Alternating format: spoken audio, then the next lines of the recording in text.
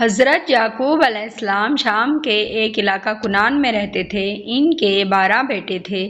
ان میں حضرت یوسف علیہ السلام بھی تھے۔ حضرت یوسف علیہ السلام نہایت خوبصورت اور نیک تھے۔ ان کی نیکی اور فرمانبرداری کے سبب حضرت یعقوب علیہ السلام ان کو بہت چاہتے تھے۔ حضرت یوسف علیہ السلام کے ایک بھائی کا نام بنیامین تھا۔ حضرت یوسف علیہ السلام اور بنیامین سگے بھائی تھے اور باقی 10 بھائی سوتیلے تھے۔ ایک رات حضرت یوسف علیہ السلام نے ایک عجیب و غریب خواب دیکھا۔ انہوں نے اپنا خواب اپنے باپ حضرت یعقوب علیہ السلام سے بیان کیا۔ انہوں نے بیان کیا کہ ابا جان، میں نے خواب دیکھا کہ چاند، سورج اور تارے مجھے سجدہ کر رہے ہیں۔ یہ کیسا خواب ہے؟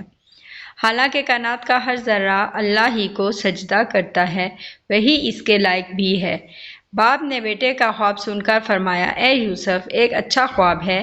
اللہ تعالیٰ تمہیں بہت بڑا مرتبہ بخشے گا، لیکن بھائیوں سے ذکر نہ کرنا۔ ہو سکتا ہے کہ تمہارے بھائی تم سے دشمنی کریں۔ اللہ تمہیں نبوت عطا کرے گا، جس طرح تمہارے خاندان میں حضرت ابراہیم علیہ السلام اور تمہارے دادا حضرت اسحاق علیہ السلام کو نبی بنایا تھا۔ تم بہت خوش نصیب ہو۔ خواب سننے کے بعد حضرت یعقوب علیہ السلام اپنے بیٹے حضرت یوسف علیہ السلام کو بہت چاہنے لگے۔ ان کے دوسرے بھائیوں میں وہ خوبی نہیں تھی۔ بھائیوں نے دیکھا کہ حضرت یوسف علیہ السلام اپنے باپ کے بہت زیادہ قریب ہیں۔ بھائیوں کے دل میں حسد کی آگ بھڑک اٹھی، تو انہوں نے فیصلہ کیا کہ حضرت یوسف علیہ السلام کو کنویں میں پھینک دیتے ہیں۔ ایسی صورت میں کسی کی بھی نظر پڑ سکتی ہے، وہ اٹھا کر لے جائے گا۔ چنانچہ ایک دن یوسف کے سوتیلے بھائیوں نے باپ سے کہا، ابا جان، ہم لوگ سیر کے لیے جا رہے ہیں۔ وہاں ہم سب کھیلیں گے، تماشا بھی دیکھیں گے، اپنا دل بہلائیں گے۔ ہمارے ساتھ یوسف کو بھی بھیج دیجیے، وہ بھی ہمارے ساتھ ساتھ رہے گا، اس کا دل بھی بہل جائے گا۔ باپ نے کہا کہ میرا دل نہیں چاہتا کہ میں یوسف کو اپنی نظروں سے دور کروں۔ بیٹوں نے باپ سے کہا کہ کیا آپ ہم پر بھروسہ نہیں کرتے؟ ہم تو یوسف کو بہت چاہتے ہیں، اس سے محبت بھی کرتے ہیں۔ ہم سب اس کی نگہبانی کریں گے، ساتھ لے جائیں گے اور ساتھ لائیں گے۔ باپ نے بیٹوں سے کہا، اگر تم لوگ لے جاؤ گے تو مجھے غم ہوگا۔ میں اس بات سے ڈرتا ہوں کہ کہیں ایسا نہ ہو کہ تم غفلت میں رہ جاؤ اور بھیڑیا اٹھا کر لے جائے۔ بیٹے بولے، ہم غفلت میں نہیں رہیں گے، ہم سب ایک ساتھ جا رہے ہیں، اکٹھے سیر کریں گے، ہم سب کے ہوتے ہوئے بھیڑیا کس طرح لے جائے گا؟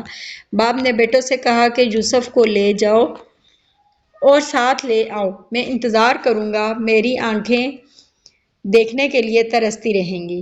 سب نے باپ سے اجازت لے لی، یوسف کو ساتھ لیا اور انجانے مقام کی طرف چل پڑے۔ جگہ سنسان تھی، راستہ طے کرتے رہے۔ دور ایک کنواں نظر آیا۔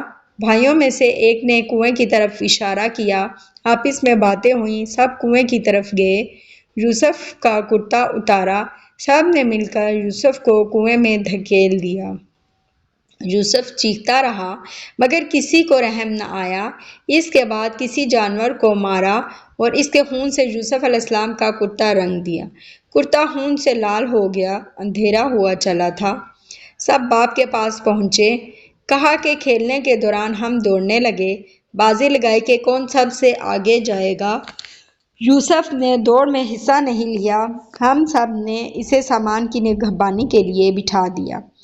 یہ کہتے ہوئے سب نے بناوٹی رونا شروع کیا تاکہ باپ کو یقین آ جائے۔ پھر کہا کہ وہاں یوسف اکیلا سامان کے پاس بیٹھا ہوا تھا کہ اچانک کسی طرف سے بھیڑیا آیا، اسے اٹھا کر لے گیا۔ ہم یوسف کو بچانے کے لیے سب مل کر دوڑے، لیکن بھیڑیے تک ہم نہیں پہنچ سکے۔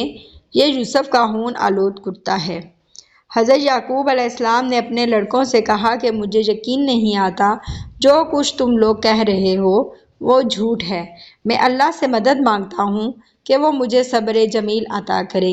حضرت یعقوب علیہ السلام یوسف علیہ السلام کی یاد میں روتے رہے۔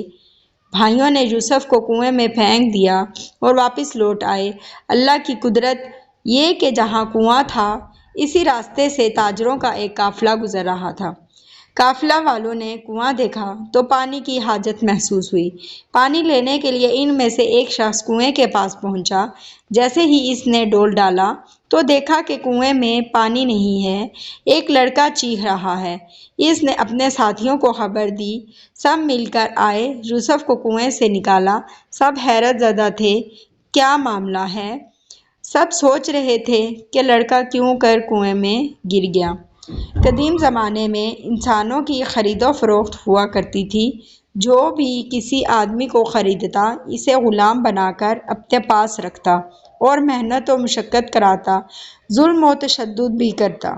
چنانچہ یہ قافلہ مدین سے مصر کی طرف جا رہا تھا۔ قافلہ والوں نے آپس میں کہا کہ اس لڑکے کو فروخت کر کے کافی منافع حاصل کریں گے، پھر یوسف کو مصر لے گئے۔